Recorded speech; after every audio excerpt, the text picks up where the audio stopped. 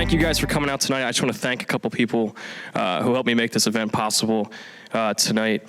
Start off with Ethan Wise, who did an incredible amount of work to help me make this possible, putting together everything from booking this room, booking some of the other rooms, Colby Rome, Zach Persing, and of course the Young America's Foundation and Wendy McCaw for helping us really put this event together. To be blunt, I have to just come out and say only 6% of Bucknell faculty are registered Republicans. And I think that's what makes tonight's conversation so incredibly important. I think there's an incredible crisis going on today on American campuses every day, as overwhelmingly liberal university faculties do their best to squeeze out and discredit current conservative ideas. Liberal buzzwords like the Koch brothers have found a far too significant place in serious academic lectureship, and the same instructors who detest the donations the Koch brothers have given to political causes turn a blind eye to donations made by those who support their own causes, like billionaire Michael Bloomberg. Ironically, it was Bloomberg himself who said in a 2013 Harvard commencement address that a liberal arts education must not be an education in the art of liberalism. In the 2012 presidential race, according to the Federal Election Commission data, 96% of all campaign contributions from Ivy League faculty and employees went to Barack Obama. Here at Bucknell, we have a similar problem. According to a study done based on voter registration records, 74% of Bucknell faculty are registered Democrats, while only 6% are registered Republicans. To put that into perspective, it's very likely you could complete your Bucknell degree without ever having a conservative instructor. Put simply, students at Bucknell and at other prominent universities across the country aren't being given the intellectual tools to leave the university as anything other than a progressive liberal. On this campus, the sole tactic of progressives in debate is to dismiss the speaker by attacking their credibility rather than considering the merits of their argument. This is why opposing ideas presented in our classrooms are rarely two truly conflicting ideas. To me, this points to the weakness of their positions. Bias in many ways is inevitable and appropriate, but the silencing of opposing ideas through aggression, personal attacks, and control of curriculum and discussion only speaks to the fear that progressive ideas will be challenged and defeated. No idea is unworthy of discussion on the university campus. To combat this issue, we reached out to the man who literally wrote the book on the left's control of the intellectual means of production. In 1991, his book, A Liberal Education, brought to mainstream discussion the reality that universities and their faculty are hostile to conservative viewpoints. Before writing this book, Mr. D'Souza studied at Dartmouth College and worked as a policy analyst in Ronald Reagan's White House. Dinesh's writing has appeared in virtually every magazine and newspaper from the New York Times to the Atlantic. He's also appeared on numerous television shows from The O'Reilly Factor to Real Time with Bill Maher. Although Mr. D'Souza has continued to publish books, several of which have been New York Times bestsellers, he has most recently been known for his popular documentaries, which have been some of the highest grossing documentaries of all time. We are incredibly grateful to have him here with us on campus, and it's my absolute privilege to introduce to you Mr. Dinesh D'Souza.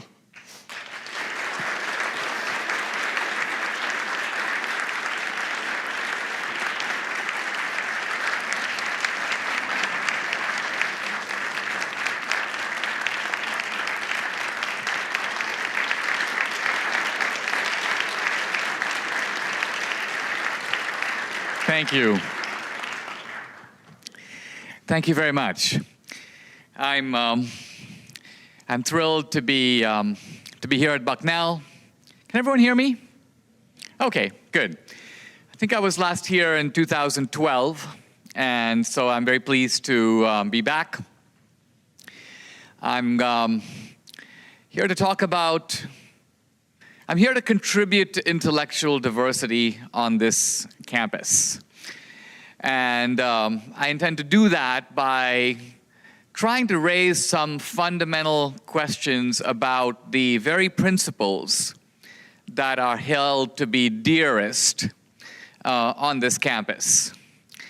I'm going to question those principles. I'm going to attack them. But I'm doing it in the spirit of Socratic examination. John Stuart Mill, many years ago, commenting on the conservative Coleridge, made the point that it's very helpful to have a conservative voice applying pressure to the dominant liberalism of the time. Why? Because it makes that liberalism answer tough questions that otherwise it could become very lazy about, very flabby about. And so even though I may seem to be questioning some things that you might hold dear, I'm doing it in the spirit of constructive engagement, of trying to elevate the debate, make it better than it is. A word by way of background, I'm an immigrant to the United States. I was born in Mumbai, India, Bombay. I came to this country at the age of 17. And it was for me a very surreal experience. I still remember the airplane descending on John F. Kennedy Airport. I remember kind of looking out the window. I remember seeing the skyline of New York City, the Statue of Liberty. And I kind of had this strange feeling come over me then that my life was going to be completely different from that moment on. I somehow knew intuitively I was moving from the periphery of the world to the center.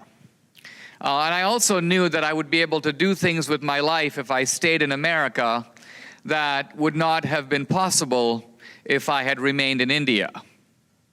Now, ironically, in India, I grew up in a middle-class family, not lacking for any basic amenities, whereas I was coming to America with $500 in my pocket, and I recognized once I got to America, in fact, a year later, I was admitted to Dartmouth, that this same $500 would have to last me not only through my 1 year as an exchange student, but through my 4 years of college as well. In other words, for me at that age, it was an unbelievable luxury to eat at McDonald's. In fact, I didn't do it. It's not that I didn't do it often, I didn't do it at all. I just couldn't afford it. So I was coming to America, you might say, to start out at the bottom. And yet, even then, I knew in a way that I know better now, I was coming to a kind of a unique type of society.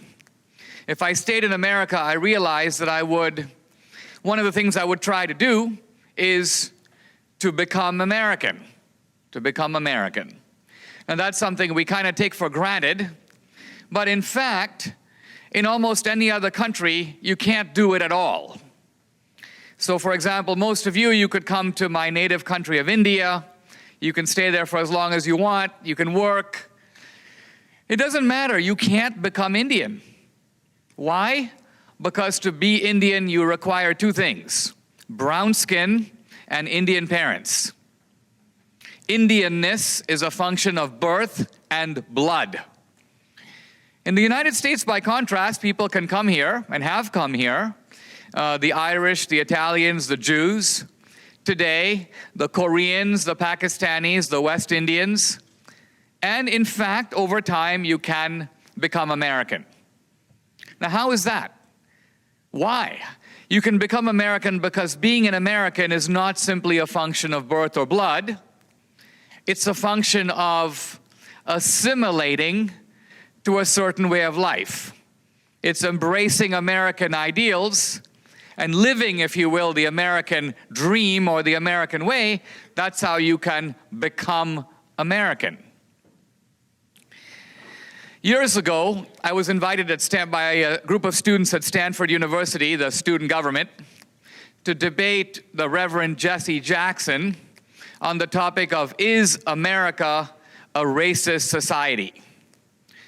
Quite frankly, I was a little intimidated to even debate Jesse Jackson at all, because I had seen the man perform, he's a terrific speaker. He has unbelievable facility in the use of iambic pentameter. He speaks in rhymes. I may be well-dressed, but I'm still oppressed. I felt kind of intimidated. But nevertheless, we got up there, and we got into this debate about America, and I realized that this was a debate about our own experience. We were both talking about the way America looked to us. Now, the weird thing about it is that if I were to hold my hand up alongside his, our skin color is almost exactly the same. And yet, as we were speaking, as we were debating, I realized that we have two totally different perspectives on America. I began by saying to him, I said, Reverend Jackson, look, I don't deny that racism is real, and in a big country like America, if you look hard enough, you're going to find examples of it. I said, but show me a racism today that is strong enough to keep you or me or your kids or my daughter from achieving the American dream. Where's that kind of racism? Show it to me. Very interestingly, he replied by saying, Dinesh, I can't show it to you, but that doesn't mean anything because the racism that I'm talking about is no longer overt. It is in fact now covert. It's hidden racism. And in fact, the racism has kind of gone underground. And yet, it operates no less powerfully to keep those of us who are persons of color from achieving our American dream. Invisible racism. And as I listened to this, and I'm sitting down, and initially I thought that this was a little bit deranged. But I then began to ask myself, I think, a more interesting question. Why is it that the two of us, who look, you might say, the same, why do we see America so differently? Why is it the case, it's like two of us are sitting at a restaurant and we see an accident, it's the same fact on the ground, and yet we give two completely different and in fact contradictory accounts of it. How is that actually possible? And then I realized as I thought about that what actually seemed to be going on is something a little deeper. That in fact, what was really happening is that Jesse Jackson and I were reflecting two completely different perspectives. I'm going to call it, on the one hand, the immigrant perspective, and on the other hand, the perspective of an indigenous minority who has been in this country for a long time. Now, what is the immigrant perspective? Well, the immigrant perspective is, the immigrant is a guy who has actually lived in another country. He's actually a product of another world. And so the immigrant is in a position to compare America to some other existing society. The immigrant is naturally, you might say, someone who is going to engage in this kind of actual comparison. I realized in debating Jesse Jackson that he was not actually comparing America to anything. He wasn't saying that things are really bad in America, but they're much better someplace else. In fact, if there was a standard of comparison that he was using, you'd have to call it utopia or the Garden of Eden. And basically his point was that comparing America to the Garden of Eden, perfection, America falls short. The immigrant, on the other hand, using a comparative or historical standard, was actually talking about other existing societies, other real countries and real ways of life. And so this appeared to be part of the reason why the two of us were seeing America so differently. It's very easy when you're born in America to say things like, all cultures are equal. This is called cultural relativism. No culture is better or worse, superior or inferior to any other. I've read this in innumerable sociology textbooks. And I would like to believe it. But I actually know that my own life is a decisive refutation of it, as is the life of every immigrant who has come voluntarily to the United States. I'm not talking about refugees who come because they have to. But any immigrant who's coming voluntarily is voting with his feet in the most decisive way possible against his own existing culture and in favor of another culture. Now remember that there is an incredible, strong, natural bias against doing this. I mean, we're born into a world. It's the only world we know. It's the world of my family, my friends, my school. Everything that matters to me is in that world. What would it take for a guy like me to have to leave it and go someplace else? Why the heck would I even think of doing that if I thought that the other culture was just the same as the place I started? It's not better. It's not worse. It's only different. The very fact that I do it means I'm looking for something better. I'm voting, as I say, in the most decisive way I know how, in favor of this new culture. For me, it's better. It's a better life. And America is that kind of a magnet. The reason we're having an immigration debate is that everybody knows that if we basically take down the invisible wall, we don't really have a wall, but if we had a wall, if we took the wall down, half the world would come here. America remains the greatest of all magnets. And that means it actually has a legitimate claim, not based on some chauvinistic proclamation, but based on the actual experience of human beings on planet Earth. It has a claim to being some kind of an exceptional society. American exceptionalism. American exceptionalism. The founders certainly believed America was exceptional, but it's not often understood in what way they thought America was exceptional. Exceptional how?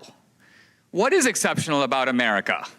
Obama, talking about this topic in his kind of familiar, indignant, but somewhat intellectually shallow way, basically made the point that everybody thinks their own culture is exceptional. Of course, we think we're exceptional the way the Greeks think they're exceptional. Obviously, we like hot dogs, they like baklava. And the British think that they're exceptional. Now, obviously, Obama's point is that if everyone thinks that they're exceptional, no one really is. But American exceptionalism is not that. American exceptionalism, rather, is the idea that America brought something new into the world. And I'd like to spend a moment to say what exactly that is. The American founders were creating, I would say, an entrepreneurial society. A society in which wealth could be created. Now you might say, well, yeah, so what? But historically, wealth was not mainly acquired by creation. It was mainly acquired by confiscation. If you think, for example, about how the Roman Empire became wealthy, it became wealthy by conquering other countries, other lands. Machiavelli says that the maps of most of the nations of the world are marked in crime. Basically, people got stuff by taking other people's stuff. When I was a kid, I'd go to school with 5 marbles in my pocket, and I'd like to come home with 10 marbles. But I didn't know any way to get 10 marbles other than to think of how I could get somebody else's marbles. I get more marbles by taking someone else's marbles. How else? The very idea that marbles could somehow be created was kind of alien to me. But America was formed on this idea that wealth can actually be created. Now, before America, and even in America, there was all kinds of confiscation going on. The confiscation of the lands of the American Indians by treaty violations. Slavery is a form of theft. Theft. Abraham Lincoln put it very well when he summarized slavery in the phrase, "You work, I eat." That's slavery. You're stealing another man's labor. And all of that was going on. But in the middle of that, the United States has this new concept, which is that through innovation, technology, entrepreneurship, productivity, you can actually go from 5 marbles to 10 marbles without stealing another guy's marbles. Now let's spend one moment on how that actually happens, on what the entrepreneur actually does. Speaking to a business group some time ago, Obama very sarcastically made the point, "You didn't build that. You didn't build that." And his implication was sort of that, who are you, Mr. Entrepreneur, to think that somehow wealth is created by you? It's not. It's created in some other way. It's created maybe by your workers. It's maybe created by the infrastructure of society that enables you to do what you do. And this Obama argument was standing on top of a bigger argument, very famously and powerfully made over 100 years ago by Marx. Now, Marx is dead, and Marxism as a formal system is dead. But Marx's arguments are not dead. In fact, Marx's arguments in a kind of rebaptized form are very much alive. So Marx actually makes a very strong point that I think is at the heart of our debate, our political debate today, about what Obama calls the fair share, what Hillary and Bernie call social justice. And it basically has to do with when you have wealth, who gets it? And on what basis? So what Marx basically says is he says, look, if you can imagine any company that produces, let's say, shoes or automobiles or computers, it doesn't matter what, he goes, you have two groups of people. You have the capitalists and you have the workers. What do the capitalists do? They supply capital. What do the workers do? They supply labor. Now, Marx agrees that the capitalists deserve a reward for what they do. But that reward is simply the wages of capital. They supply capital, and the wages of capital are called interest. Just like if you put your money in the bank, you get interest. So Marx agrees that the capitalist should get some return on his money, but that's going to be no higher than the rate of interest, 2%, 3%. And then Marx agrees that if you have a business, there are other costs. You need buildings, you need tools, you need rent, you need insurance, you need all kinds of stuff, and then you need to pay the workers. That's the cost of wages. And Marx says that when you add it all up, you get a big number. That's the cost of doing business. But then, Marx says, I notice that the entrepreneur doesn't sell his product merely to recover his cost. He actually sells the shoes or the computers or the car for however much the market will bear. And he takes in all the money that he possibly can, and so there's a gap between the money that comes in and the money that's gone out. That gap Marx calls surplus value. We call it profit. And Marx asks a very sophisticated question, who gets that? Now, Marx's claim is that the entrepreneur, greedy SOB that he is, swoops in and steals it. The entrepreneur claims it for himself. He takes it all. But Marx argues that that profit, that surplus value, belongs 100% to the workers.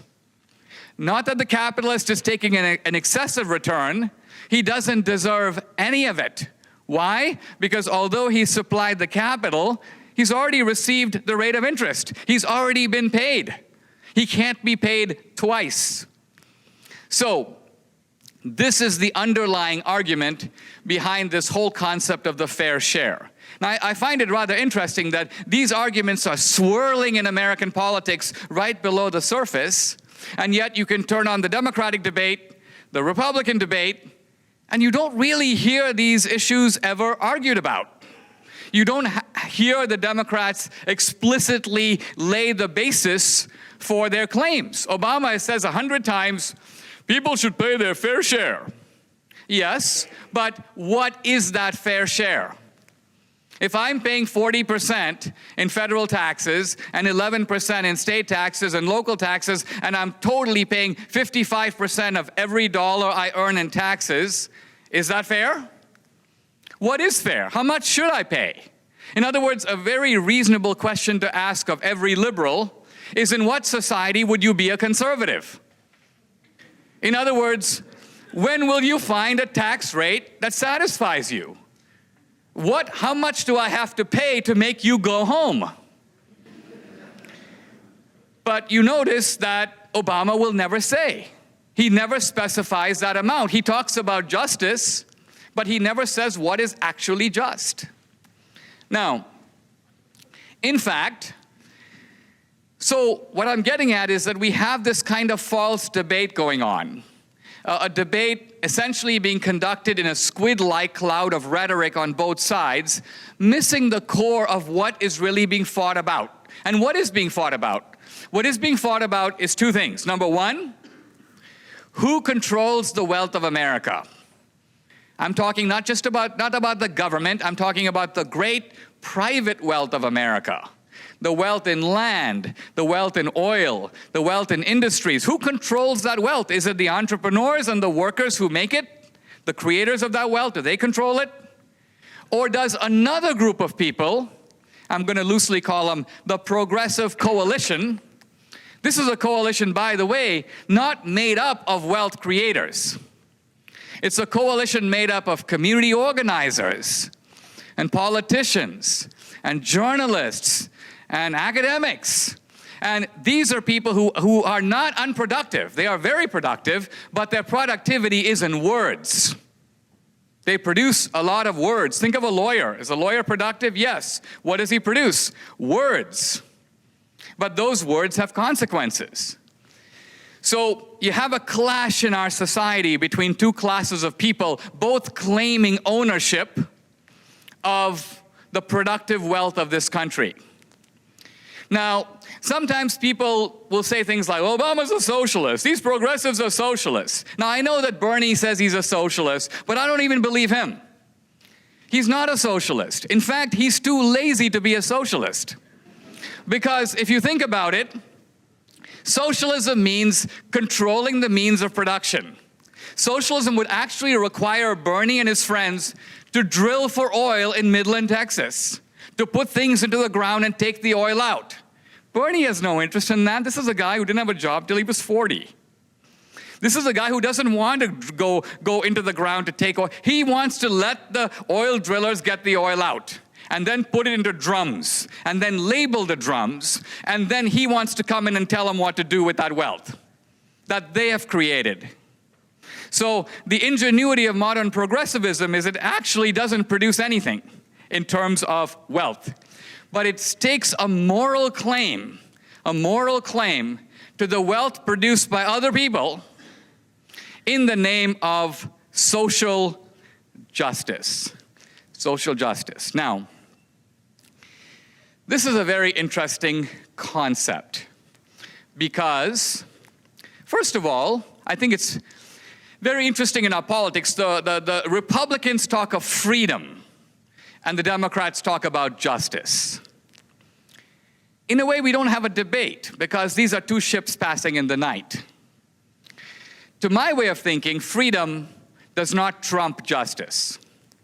Justice is actually a higher principle. It's the most fundamental principle of any society.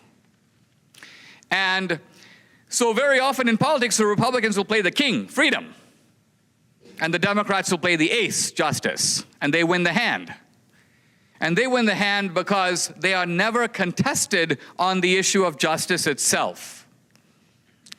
One of the things I've learned in my recent experiences and my adventures with the Obama administration is partly to question the progressive notion of justice itself. I'll give a very brief example of my own case. So I, very interesting experience for an immigrant, found myself a year ago in federal court hearing the following phrase barked out loud: the United States of America versus Dinesh D'Souza. Kind of a phrase to send a chill down your spine. And behind it was the full force of the United States government, by which I mean batteries of FBI agents going through my bank records, reading all my books, going through my tax returns, the full force of the federal government against you. Why? Well, because I exceeded the campaign finance laws. I gave $20,000 to a college friend of mine who was running for the Senate in New York, $20,000 above what I'm allowed to give. That's breaking the law. But justice, by the way, is not just a matter of did you break the law. It's also a matter of does the penalty fit the crime. It's also a matter of do other guys who did roughly the same thing, do they get the same penalty? So right about the time my case is going through the courts, and again, the prosecution in my case admits that I was not doing this with any corrupt motive. I stood nothing to gain. The candidate didn't even know I was doing it. My motive was essentially, as someone put it, a misguided attempt to help a friend. But right around the time my case is going through the courts, another guy, this guy's name is Chatwal, an Asian Indian guy. We Asian Indians appear to specialize in campaign finance violations. Anyway, this character gave $180,000 to Hillary Clinton and a whole group of Democratic candidates using straw donors, meaning it's all his money, but he uses fake donors to make the contributions. In addition, he's found guilty of witness tampering, and he openly boasts of being corrupt. He says basically, you can't get politicians to do what you want if you don't buy them. This guy goes before a federal judge, also in New York. No prison, no confinement. So now you have to ask, what do we actually mean by progressive justice? How can there be justice if one guy does something vastly greater and basically walks off with a slap on the wrist? Meanwhile, another guy does something lesser, me.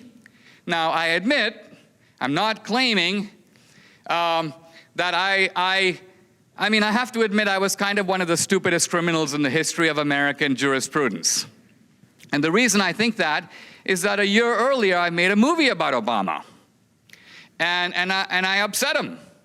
And the reason I know I upset him is that shortly after the movie appeared, vicious personal attacks on me began to appear on a website called BarackObama.com. These attacks were actually unsigned, but if you read them carefully, you would see in them that kind of peculiar mixture of indignation, incoherence, and narcissism that we have come to recognize as the intellectual signature of our chief executive. So in any event, when you upset the most powerful man in the world, you can kind of expect the empire to strike back. Now, justice. Now, I know that in today's world on the campus, many of these big issues are not debated with the kind of seriousness that they actually warrant. The beauty of being on a campus is that you can actually have these kinds of arguments about whether or not the allocations of capitalism are fair. Let me say a word about that for a second. Normally, an entrepreneur, I mentioned earlier Marx's argument that the entrepreneur, the capitalist, supplies capital. Now, on the face of that, this is flat out wrong. Entrepreneurs do not supply capital, period. You think Steve Jobs, in making the iPhone, used his own money? No, he went to a bank. People who start businesses go to a venture capital firm or they go to a bank, they use somebody else's capital for the most part. So now we have the question, what is it that the entrepreneur actually does? Marx says nothing about it. He implies the entrepreneur does nothing except supply capital. He's just a capitalist. All right, but that's not actually true. Entrepreneurs not only do they meet demand. You have demand for food, and so the grocery store supplies food. The most successful entrepreneurs in America anticipate demand before it even exists. And so if you consider, for example, I mentioned Steve Jobs, nobody wrote a letter to Steve Jobs, hey, I want you to make a phone that has apps and that'll let me go on the internet and does this and does that. No, he thought of it and he made it and he marketed it before you knew you couldn't live without it.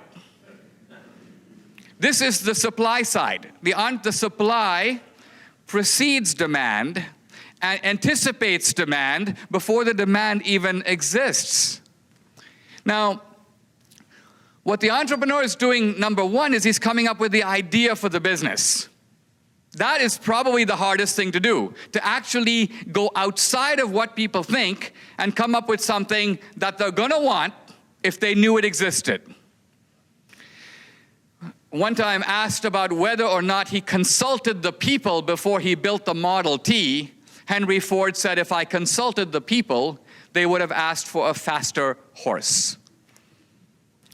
The genius of Henry Ford was to go in a different direction than what people wanted, knowing that he knew what they really wanted. But still, to just come up with the idea for something, big deal. You and I every day have 3 ideas. I wonder if this, I wonder if that, but we don't do anything about them. The genius of the entrepreneur is to not only come up with the idea for something, but to actually do it. Think of how hard that is. Think of how hard it is to do Starbucks. Think of how hard it is to do Federal Express, to deliver a package anywhere in the country overnight. Think of how hard it is to do the kinds of things that the most successful entrepreneurs do. They not only think of it, they do it. And third, they take all the risk. The workers don't take risk. The entrepreneur cannot come to them and say, hey guys, you know what, it's actually been a bad year. return half your wages. The worker will go, what the heck? Too bad, you paid me. It's done. In other words, the worker is trading security for a fixed wage. The entrepreneur is taking all the risk. If the company does poorly, he doesn't make a penny. If it does well, he gets the reward of that. So we've already identified three things, completely unmentioned by Marx, that are at the heart of what entrepreneurs actually do. So the question then becomes, where does the profit, the surplus value, deserve to go? Does it deserve to go to the worker? The worker's already been paid. The worker negotiated a wage in advance, a fixed wage, and the worker said, I'm happy to do this job for 20 bucks an hour. And you've already gotten your 20 bucks. And you would keep that 20 bucks even if the company lost money. You wouldn't give any of it back. So now that the company has made money, do you have a right to 30 bucks an hour, even though you agreed to 20? So these are the core questions about the justice of markets. But what I'm saying is, we have a debate in this country where this argument is not even happening. I don't see it occurring on either side of the aisle. It should be occurring in the university. Why is it not happening? By the way, I could give a whole analogous talk about foreign policy and all kinds of debates swirling in the world about foreign policy that are of vital importance. Most of what you hear about American foreign policy is complete nonsense. The United States supported dictators like Saddam Hussein in the Middle East. Yes, we did, but at the time Saddam Hussein was fighting against Khomeini. The United States supported a bunch of Islamic radicals in the 1970s by supplying them with weapons. Yes, we did, but those Islamic radicals were fighting against the Soviet Union, which had invaded Afghanistan with 100,000 troops. We didn't send troops, but the Muslims who were willing to fight for their own freedom, we were willing to help them. You might say, well, yeah, but maybe one of them was bin Laden. Maybe, but number one, in politics, we never have the benefit of hindsight. And number two, all of American politics, in fact, all of any politics, is based upon the doctrine of the lesser evil. The doctrine of the lesser evil means that in the real world, different than the philosophy seminar, you're often not choosing between the good guy and the bad guy.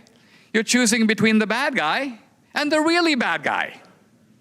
And it is sometimes morally justified to ally with the bad guy to get rid of the worst guy. We allied with Stalin, a really bad guy, because another bad guy, Hitler, posed a greater threat at the time. So the reasonable question in American foreign policy is not, has the United States dirtied its hands by allying with bad guys? Yes, we have, and so what? But in doing that, were we actually successful in getting rid of worse evils that were present and very real at the time? The fact that those evils aren't here now shouldn't give us the luxury of thinking that they weren't a big threat then. So my point is, again, on the campus, these issues should be debated, and they're not. And I think the reason they're not, and this is actually the saddest thing of all, is I think that the American campus, and I don't think this campus is any different, is engaged in a process that can only be called omphaloskepsis. Omphaloskepsis is a big word that basically means gazing into your own navel.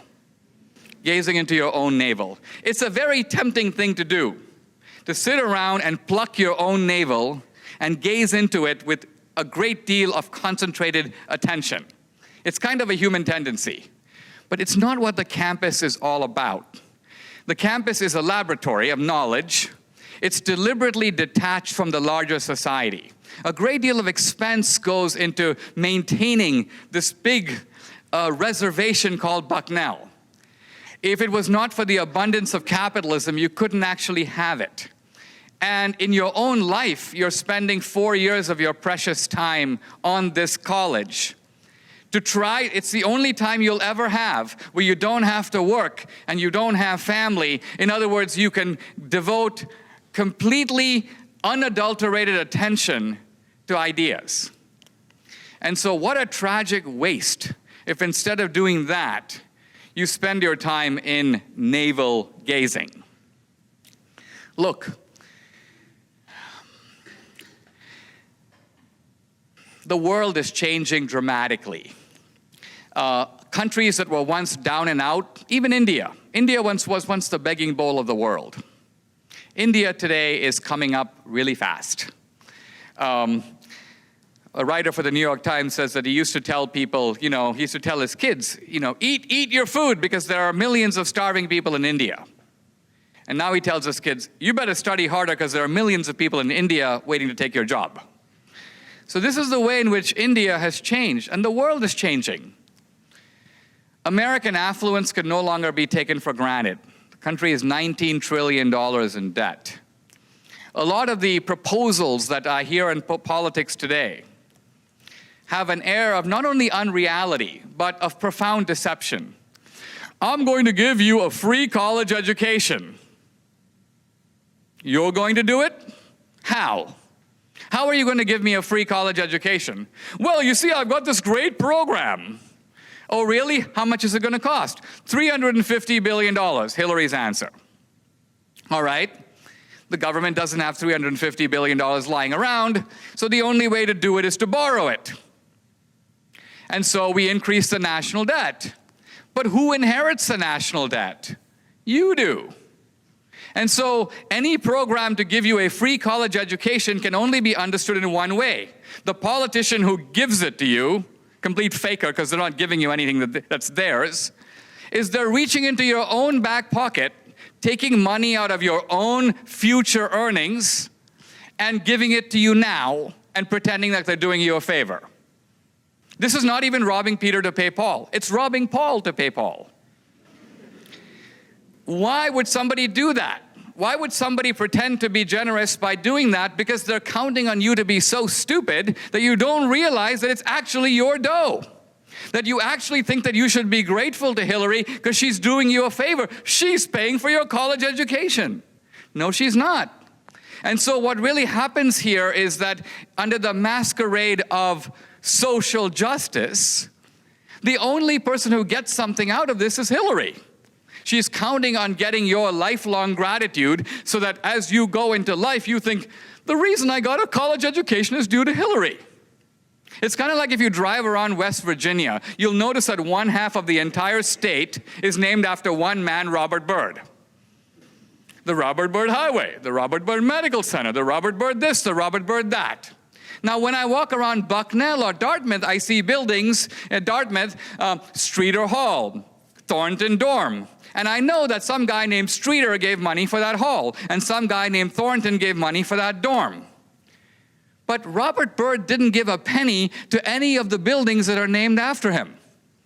What did he actually do?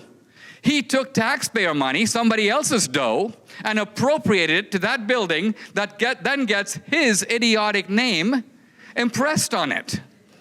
His contribution to it is nothing more than an act of political theft. Theft that is then christened to be an act of generosity. Generosity with somebody else's cash. Look, diversity at the end of the day is not about race. It's not about gender. It's not about sexual orientation. Those are the most inessential, unimportant aspects of diversity. You can go through history and identify people who are men or women. Socrates was a homosexual. But what does this say about what Socrates thought about democracy? Nothing. We have allowed these features of our identity to become more than what they should be, prisms through which we view the entire world. And that, I think, is ultimately very narrowing, very contradictory to the spirit of the university. So I'm here to register a dissent against that and to try to issue a call toward restoring the university, toward restoring Bucknell to what it can be and what it ought to be. Thank you very much.